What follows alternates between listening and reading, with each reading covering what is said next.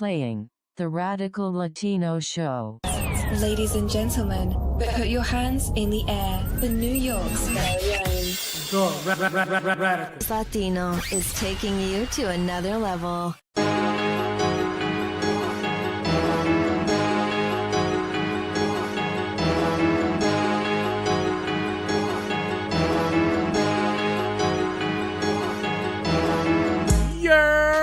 What's poppin', my people? Welcome back to another episode of the Radical Latino Show. It's your host, the Radical Latino. How are you guys doing? Oh my god, I've been out for a whole week. I want to make sure from this episode, as you guys could read from the title of this episode, I wanted to make sure everything, all the information came in. That's the reason why I've been out for a whole week. You feel what I'm saying? Because this was breaking news, you know what I'm saying? But that I'm talking about the Nipsey Hussle thing. You feel what I'm saying? But that's the main topic. You know what I'm saying? Let's focus on us right now. What's going on? How was y'all week? My week has been crazy. Just doing business, doing little things here and there, talking to other people and all that. So my week has been insane. You know what I'm saying?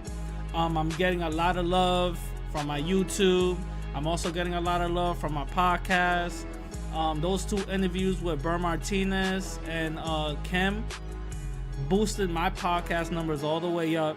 I got a bunch of new listeners, especially from Mexico, which is kind of funny. Got a bunch of new listeners from Mexico right now. You feel what I'm saying?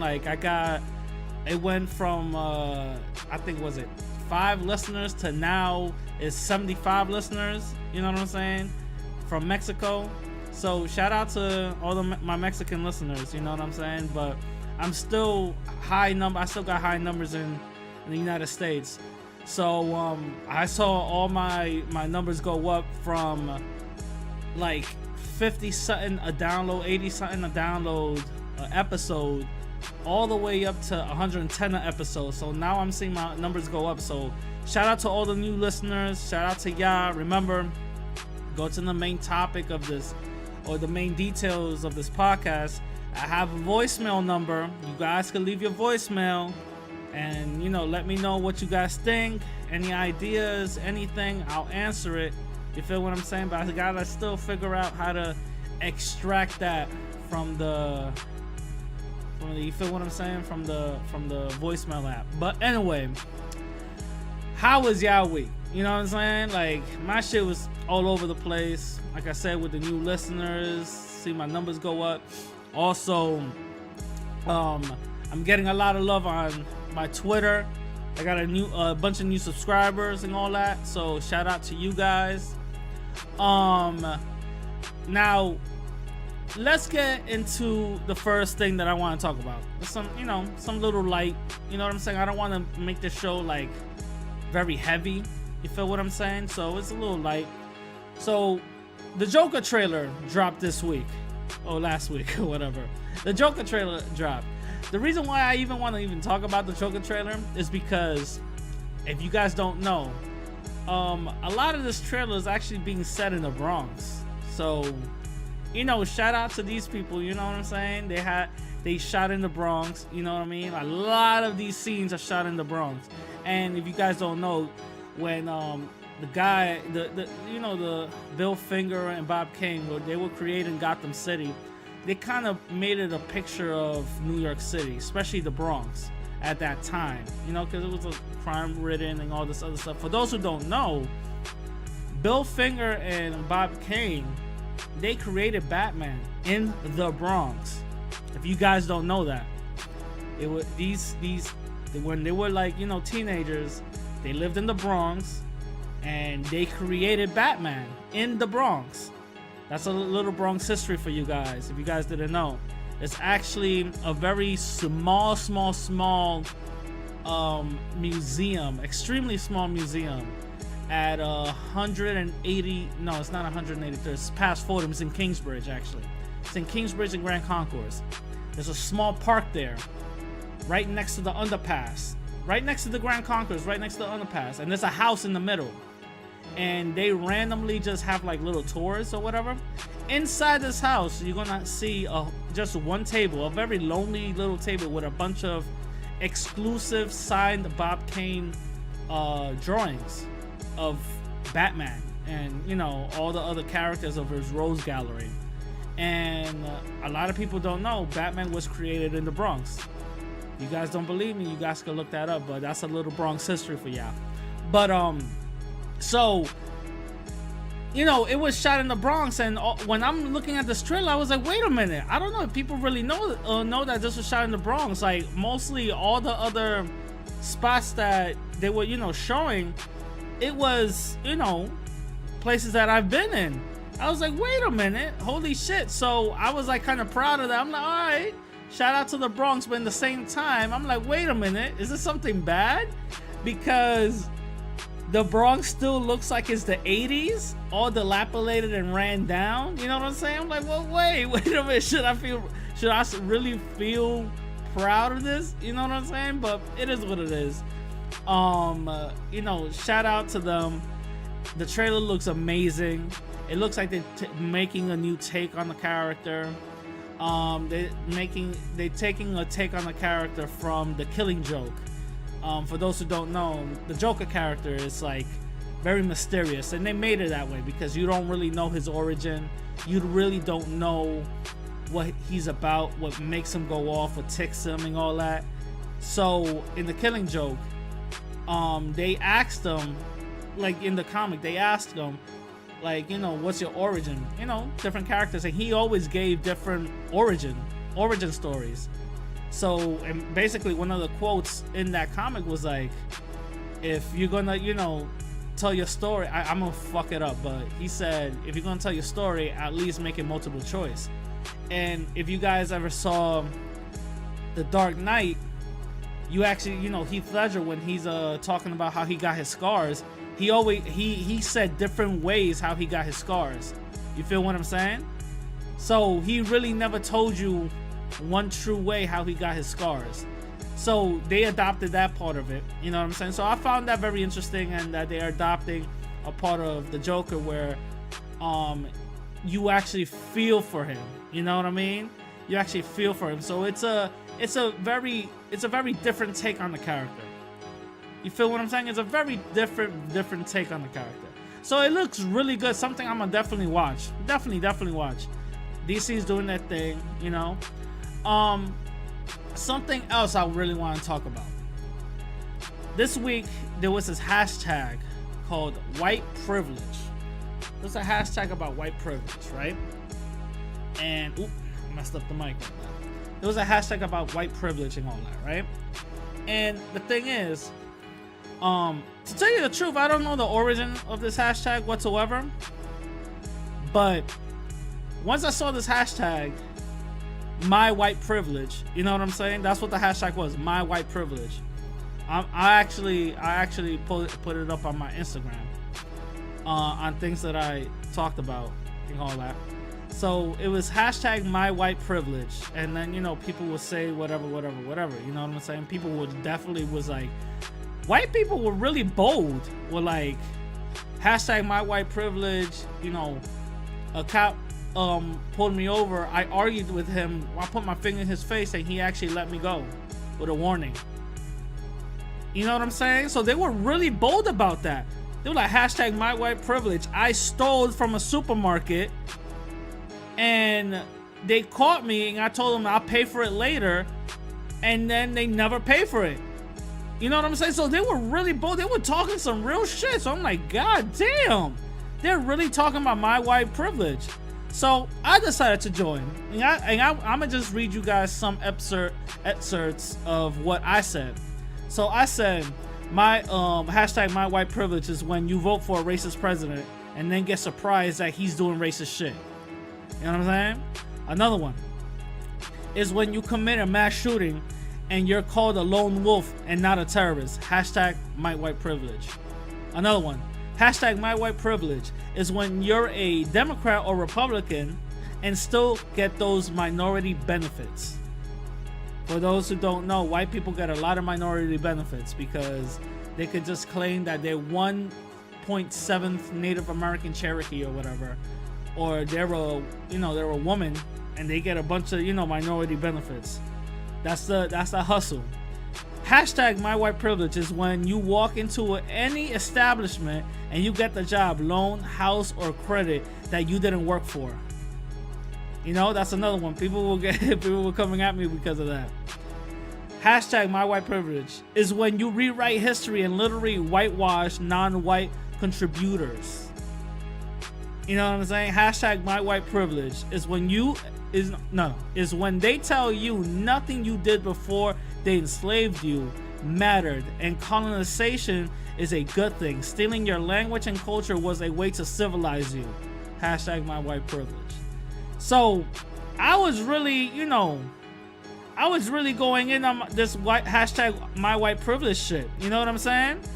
Like, there were people talking about, like, I was pulled over by a DUI doing 85 on the 55 and shit, and they were gonna get 16 tickets and a breathalyzer and all that other stuff, and the dude just gave him $100 bill and they let him go away. Hashtag my white privilege. Shit like that. So I'm like, God damn. I'm like, hold up.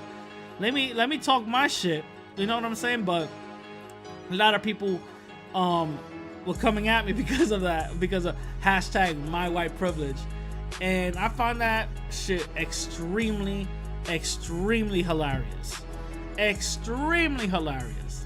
Because, like I said, I don't know the origin of this hashtag. I don't know why it started, but it was fun as shit. And the thing is, you actually had a glimpse of white people knowing the privilege, not white supremacists, white people collectively, white people knowing their privilege and the privilege that they have in this country. They were not shy about it. They were not remorseful about it. They knew exactly what they have. To you, to us, they're the ones who play stupid. They're the ones who was like, what? Oh my God, I didn't know. You feel what I'm saying? Those are the ones, white people play stupid extremely quick. Even the non-racist ones, they know the privilege that they hold. They play stupid extremely quickly. Oh my God, that really happened? My Lord, golly gee. You know what I'm saying? So they play stupid extremely quickly. And it's something that benefits them, because in their circles, inner circles, they wink at each other like, see, we got them. You feel what I'm saying? So it was extremely interesting to me that this hashtag, that white people was actually a part of this hashtag and actually being extremely honest about it. And it gave me an insight. And I'm like, So when people talk about racist shit or racism, they're just pretending. They're just pretending that they don't know what we're talking about. They don't know why a police officer shot us. They don't know why a certain individual called the cops on us just by walking in their neighborhood, or barbecuing, or just leaving a bodega. You know what I'm saying? They don't know why. They just can't put their head together. But yet, they completely understand the privilege that they hold. But yet, they completely are aware of the privilege that they have. But yet, they are completely aware of how to practice that privilege to get things and to get benefits and to get out of stuff. You know how many cop stories I read from that hashtag my white privilege? Tons. I read tons of those I got away from a cop type of story. Tons. And mind you, this hashtag, they're not talking about, oh, look at my wife. They're bragging about it. Let's be completely honest. They're bragging about it. This is a brag to them. This is a brag to them. So what do you think that they say behind closed doors? What do you think they say when they see a Trayvon Martin get shot by a disgusting Zimmerman and they acquit him? What do you think they say behind closed doors? Oh no, like the evidence showed that he was defending himself behind closed doors. Yeah, we show these motherfuckers. We absolutely showed them. We showed that the power we hold, we could basically get a green light to anybody to shoot anybody non-white. You feel what I'm saying? That's what they say behind closed doors. That's exactly what they say behind closed doors. This hashtag my white privilege shows that and proves that. Do not get it twisted, people. Do not get it twisted. This hashtag my white privilege was an extreme eye-opener for everybody. And if you seen it and you thought it was just entertaining, then I'm sorry to say that you're asleep. You feel what I'm saying? You're asleep. Because there was nothing entertaining about it. It was extremely eye-opening. And I was extremely interested. I'm like, I started even asking questions. Oh yeah, why did you think you could even talk to a cop like that? Why can't I? You know what I'm saying? I was just asking questions because it was extremely interesting on the dynamic, on just the idea of the mentality that you just think that you could just do whatever you want. You know, how you say it, just the cockiness that you just walk around and you all good. You feel what I'm saying? This is how these people think. This is how these people think. This is how these people move. And we shouldn't be asleep about it. We shouldn't just you know, put it along as something like, you know, it is what it is. What can we do about it?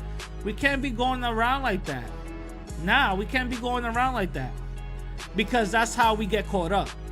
And that's how we get, you know, that's how we get caught slipping and all that. You know what I'm saying? That's how we get caught slipping, and that's how they fuck us over. And then one day we just thinking like, oh no, it's all good and shit, and then moving to our neighborhoods and now our rent's going up. Then moving into our neighborhoods and then our rent from our businesses is going up. They're moving to our neighborhoods and then out of nowhere now a highway's getting built across it, and now we have to, they're forcing us to move. You feel what I'm saying? We shouldn't play around with white supremacy. This is white supremacy. My white privilege should have been called my white supremacist privilege. That's exactly how it should have been called, because that's what it is. White privilege is another subset of white supremacy. Nothing more, nothing less. Nothing more and nothing less. There's no difference whatsoever. White privilege is just another, you know, option, another thing that you call white supremacy. That's all. White supremacy is the umbrella. There's certain, and then there's under that umbrella there's a bunch of other little things that happen. You know what I'm saying? So that's all it is. That's all it is. This is white supremacy. White supremacy. The fact that you could literally talk to a cop, somebody that's supposed to uphold the law, a cop who has some of these race soldiers out here who are not cops, who are race soldiers. They just put police uniforms on and go harm people based on race. Bet you $100 these white people have encountered race soldiers and they just let them go. They're drunk. Nah, you could go right ahead, because they got the complexion for the protection. That's white supremacy. That's white supremacy. That's white supremacy code. I'm looking out for my other white brother. You know what I'm saying? And that's how we have to think. We have to stay on code. You feel what I'm saying? Because guess what? These white people ain't gonna look out for us. We gotta look out for ourselves. And we can't just be saying we're in a crab in a barrel mentality. You know what I'm saying? We gotta look out for ourselves, and we gotta help each other. You feel what I'm saying? Because that's something they do. That's something they do, and look at them. They're good. You know what I'm saying? Look at them. They're good. How we know that they're good? Because in every black and Latin community, let's keep it real. Every black and Latin community, the level of success is the level of whiteness. Let's keep it real. Let's keep it 100% real.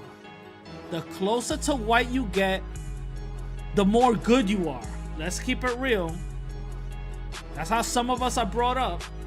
You know what I'm saying? That's how some of us are brought up. You know what I mean? We go into these corporate jobs. out of nowhere, we just, we want to start acting white. You know what I'm saying? Eating toast with avocado spread and shit. You know what I'm saying? Like, we start acting white because that's what we think. That's how we've been colonized to think that white is right. You know what I'm saying? The closer to whiteness we get to, the safer we are. The closer we get to their community, the closer we get to white people problems. You know what I'm saying? All I want is a white picket fence and living in the suburbs with white people and have ants. I want to have white people problems. You know what I'm saying? For us, we thinking that's a level of success when it's completely wrong. You feel what I'm saying? We got to get away from that shit, especially my Latin people. We got to get away from that European mindset. Gotta stop calling each other white, or from amongst ourselves saying that we're white when we're not. White people know who's white, and they see us when they don't see white. So let's keep it real. You feel what I'm saying? But at the end of the day, I encourage you guys to go see that hashtag. I'm telling you, it's extremely interesting. Just look at all the ones that white people were putting up, and it's jaw-dropping. I'm telling you, jaw-dropping. Interesting read too. I'm like, oh wow, okay, I didn't know that shit. Oh wow, you did that? That's crazy. You feel what I'm saying? Now, going to the main topic. Now, this episode is called "Having Strong Enemies is a Blessing." That's from Nipsey Hussle's tweet. That was the last tweet he actually wrote on Twitter. Last week, Nipsey Hussle died at the age of 33. He was shot in front of his clothing store in LA, California. And the thing is that when the news broke, all we knew is that him and a few other people got shot up and they're looking for the killer. That's it, right? We didn't know that much information. To be completely honest with you guys, I wasn't a Nipsey Hussle music fan. I was a fan of his contributions to his neighborhood, all his other contributions that he was doing outside of music. I was a fan of that because that's what I knew about him. You know what I'm saying? I'm not gonna lie, I never heard a song from Nipsey Hussle whatsoever. Never, ever, ever. And I didn't care to know because I was like, I'll get to it when I get to it. You know what I'm saying? I'll get to it when I get to it. But I was a fan of his contributions. You know, the fact that he was telling people to buy their neighborhood up. That's what I was a fan of. So I was following him on that. And on top of that, he was making a Dr. Sebi documentary. So I'm like, oh shit. So that's what I was following. You know what I'm saying? I wasn't a fan of his music. After he got shot, I was like, yo, let me actually buy his Victory Lap. That was his debut album, by the way. Victory Lap. His first debut album. Let me buy Victory Lap. He had a couple of mixtapes. One of the mixtapes he had was that he sold for $100 a piece. The physical one, you could get it for free, but for the physical one, you had to pay $100. Jay-Z bought 100 copies, so he got 100,000, and then he sold 10 more and all that. You know what I'm saying? So he made some guap and he invested it. So I'm like, all right, let me listen to this album. Hey, I'm gonna tell you, I'm mad. I am extremely furious that I became a fan of Nipsey Hussle now. I wasn't a fan of him when he was alive. I'm mad that I became a fan of him now because his music is the shit. And the thing is, when I like to listen to albums, I like to listen to albums driving and going to the gym. And I was bumping his shit back to back to back to back. There's probably 2 or 3 songs that I'm not really feeling from that album, but everything else is classic. And I'm not just saying this because he's dead. I'm really saying this because I'm a hip-hop head. I'm a hip-hop fan. And I'm telling you right now, that body of work, that body of songs, all through that whole album, classic. This feels like an album that an artist puts out 10 years in the game. This doesn't feel like an album you put out your first go around. You feel what I'm saying? When Jay-Z put out his album, it was his first album and he was talking about the same old shit. Then, you know what I'm saying? Reasonable Doubt. His first album, Reasonable Doubt. Now, his Grown Man album, 444, you could hear the maturity in it. Nipsey Hussle, Victory Lap, that album, that's his 444. I'm like, holy shit. This is some tough shit. One of my top songs is Blue Lace 2. The shit is hard. And then it just goes down from there. Not as a bad way, but I'm saying it goes down from like all my favorite songs. But I was like, oh shit. So the facts of the case is this. I was hearing mixed reports, right? I was hearing that the guy was a snitch. He's actually a known informant, meaning that he gets paid by law enforcement to snitch on other people to get incarcerated, right? So he's a snitch. Nipsey knew this and he told him, get out of here. Apparently he didn't like it, came back with a gun. Then I'm hearing that he was actually a rapper. And he met Nipsey and Nipsey was like, all right, you rap, but you know, I don't wanna hear nothing right now and all this other stuff. And he came back and shot him, which doesn't make any sense. All right. Now I'm hearing that he was, you know, inspiring rapper, also a snitch. And Nipsey didn't want him around, and he was like, listen, bring back paperwork that you didn't snitch, and you know, I'll hook you up and all this other shit. Came back and shot him, right? So these are the facts of the case. The guy who shot him is called Eric Holder, not the politician. Not the politician. The dude, Eric Holder, right? It was Eric Holder, a guy named Eric Holder who shot him, right?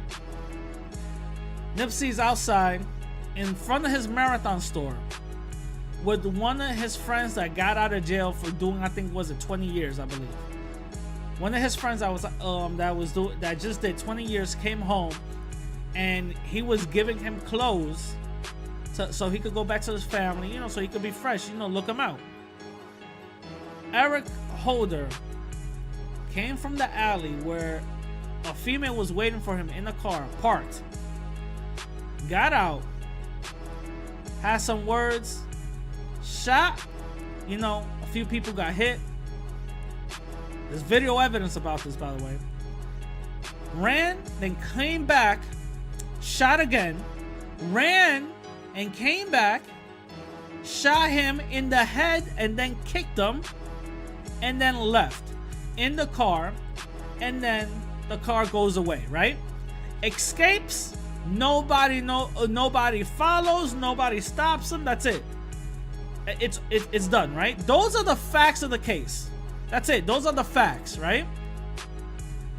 Now, there's some questions that I have, but before that, then 2 days later, Eric Holder gets arrested because he's checking himself into a mental facility. They arrest him. You know, there's nothing crazy. They don't surround the building, nothing. They just arrest him. He goes into a cop car, and then the next thing you find out, the lawyer he has. Remember, this guy's a gang member. All right, this dude's a snitch. He's just catching bodies left and right. All right. The next thing you find out, the lawyer that's defending him was OJ's prosecuting lawyer, the one that was trying to send him to jail, I forgot his name right now, but is OJ's old prosecutor lawyer. This motherfucker is supposed to be a high person, high risk, attorney. You gotta have long paper to even retain him, let alone just have him represent you and go to trial, right?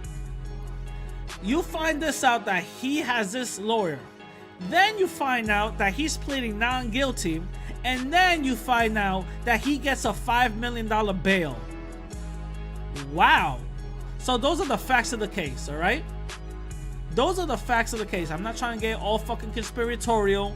I'm not trying to put my tinfoil sombrero on or anything, but some of this shit does not add up, okay? Some of the shit does not add up. I have questions. To be completely honest, I have a lot of questions. Like, first of all, why isn't the getaway driver arrested? By the way, the getaway driver is not arrested because apparently she didn't know what was happening. Gunshots are loud as shit. How you not know what's going on? Last time I checked, people get arrested for just letting someone borrow a car. You feel what I'm saying? People get arrested for just even borrowing a car that had nothing to do with them whatsoever. The car gets into a crime. The people inside the car gets into a crime. You let these people borrow it. You associated with this crime. You're going to jail too. She's not arrested. That's crazy. You feel what I'm saying? I got arrested by just saying hi to somebody in front of the bodega. I said what up to them, like, what's up? We didn't even like give each other dap. I just said what up with my head, like, yo, what up? What's poppin', baby? Went inside, got the milk for my mom. Coming out, everybody get arrested. They're telling me to go down on the floor. You know what I'm saying? You got anything sharp in your pockets that can stick me?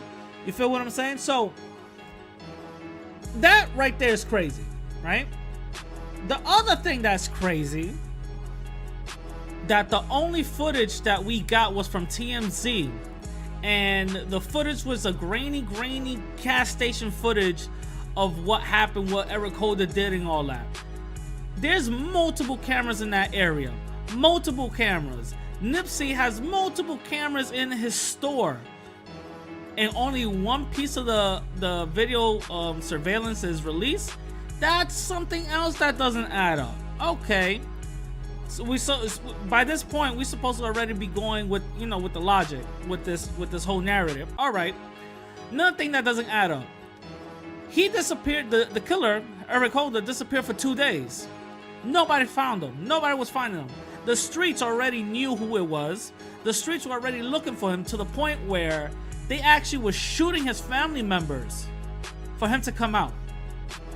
You feel what I'm saying? His family members were getting shot for him to come out. He just disappeared for 2 days. You feel what I'm saying? Now, at this point, let's put everything together. All right, you got a gang member, right? That he's not supposed to be that smart. Let's be completely honest. The logic of gang members, they're not supposed to be that smart. He does a brazen shooting, a killing, an execution in broad daylight, but yet he could pay for lawyers. He got money for that, for really expensive lawyers, high profile lawyers. He escapes, and escapes for 2 days. You know what I'm saying? So these are the things. All right, so we're still going with the logic, all right? So for 2 days, nobody could find him. His family members are dropping like flies, right? Then, after 2 days, they end up finding him because he was checking himself inside a mental institution. Okay, a mental institution. Now, what gang member do you know commits crimes left and right and then tries to check himself into a mental hospital? Let's keep it real, people. This shit's not adding up. Let's keep it real. You know what I'm saying? Then he gets bail. He gets bail. $5 million. He gets bail? Okay. And then we find out is OJ's prosecutor lawyer that's defending him. You feel what I'm saying? Now, all this shit doesn't add up. You know what I'm saying? Well, I think his lawyer is Chris Darden. But yeah, that's OJ's old prosecutor lawyer. So these are the questions I got. On top of that, how did he get away from that strip so fast without nobody chasing him down, without nobody knowing where he went and all this other stuff? Because I don't know LA like that. I've been there a couple of times, but I don't know that area. But for what some of my LA people told me, it's like Fordham Road. For those in the Bronx, we all know Fordham Road. You know what I'm saying? It's crazy busy, especially on a Sunday afternoon. Crazy traffic. You can't go all the way to Pelham Parkway, from Pelham Parkway all the way to University, or not even all the way to the Heights through Fordham Road without hitting traffic. You mean to tell me, like a Fordham Road type of atmosphere, you're gonna commit a murder and then just go to the Heights? And you just did that in a couple of minutes? Nah, that shit doesn't make sense. So he escaped, you know, in a nick of time, like super crazy, record time, you know what I'm saying? So some of the other stuff, that doesn't make sense. You feel what I'm saying? And now, reports are coming out saying that the guy that that Nipsey went to you know, help out because he was helping out him with clothes and all that, he got arrested. He got arrested because he violated his parole. Mind you, he's a victim. The man that got shot, the man that's the reason why Nipsey Hussle went to his Marathon store to help out, to buy him clothes, to give him clothes. The victim goes to jail because he violated parole because he was associating with a known gang member who is Nipsey Hussle. Okay? This is what the cops are saying.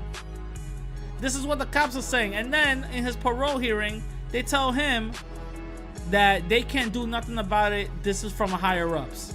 You know what I'm saying? That other thing doesn't make sense. And you guys really think Nipsey was supposed to be meeting up with the police the next day and talk about gang violence, but yet they associated him with being a gang member right now? So which one is it, people? You know, some of this shit doesn't add up. You feel what I'm saying? Some of this shit does not add up. And I got a lot of questions. I'm not trying to put my, you know, tinfoil hat, tinfoil sombrero and all that. But I got a couple of questions. You feel what I'm saying? And during his memorial ceremony, you know, they're bringing, you know, Nipsey around, you know, the hood and all that, you know, police escorting all that.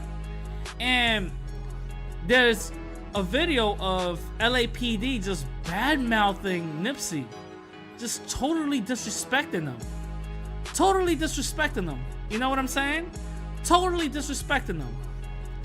That was crazy. And then you got Laura Ingraham out here making fun of Nipsey Hussle because he died. You feel what I'm saying? Just making fun of him and shit like that. Like, are you fucking kidding me? Are you serious? That shit just irked me. And guess what?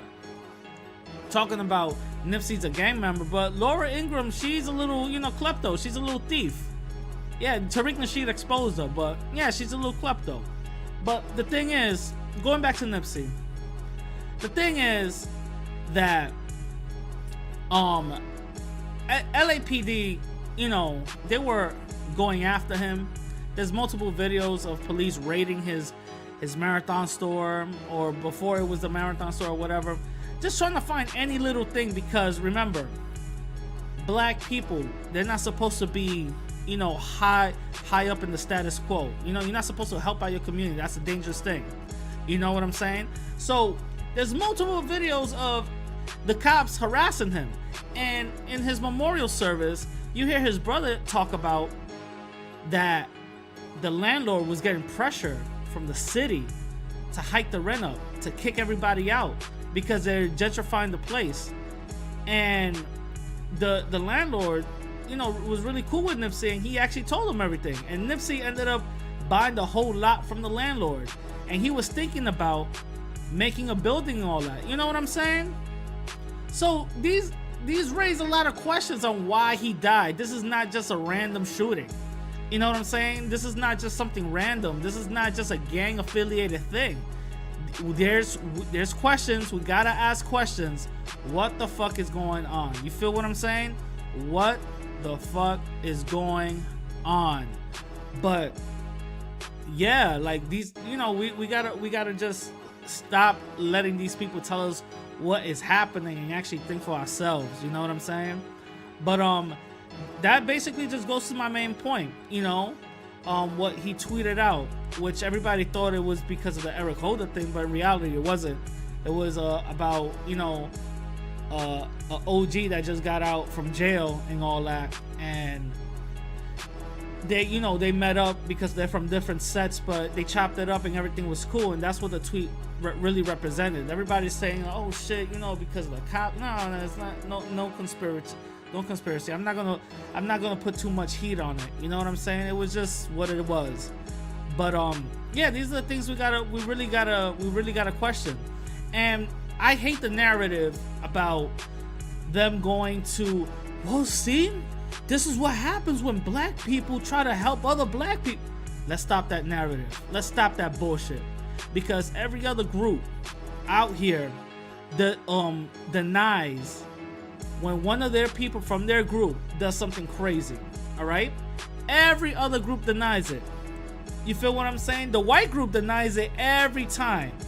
The white people, they go like, no, he wasn't part of it. He's a lone wolf. He's crazy. You feel what I'm saying? Nah, that white person wasn't part of us. Nah, that's something else. He got mental issues. You feel what I'm saying?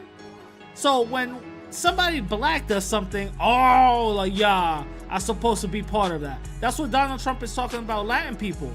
When he talks about Mexicans, he's not just talking about Mexicans. Mexicans, first of all, to white people, all Latin people are Mexicans. Let's keep it real, all right?